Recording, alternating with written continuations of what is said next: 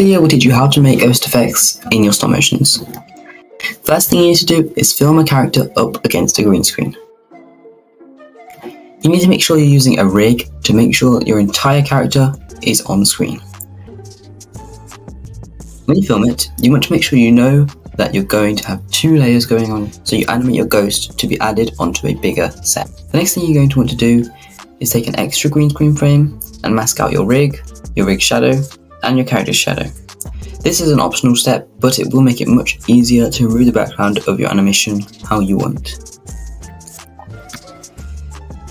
Now it's time to make a background for your animation.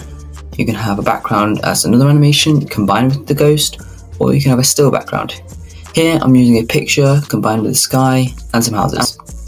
And I put it together pretty quickly as a test, so that's why the background is not the most realistic. Next, you need to remove the background of your video as clean as you can and add it as the top layer on your video. Make sure you're putting the size and the position of the video correctly.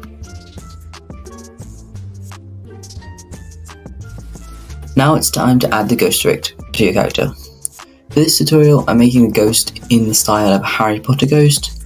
So they're going to be blue and slightly transparent. Here are the settings you want to enable to get the same effect as me. First thing I use the ghost filter, and I also use next to no saturation.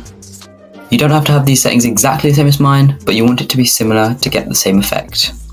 The final thing I do to make it look more like a ghost is use an AI motion blur to help my character look more realistic. If you want to know how to do that, check out this video here.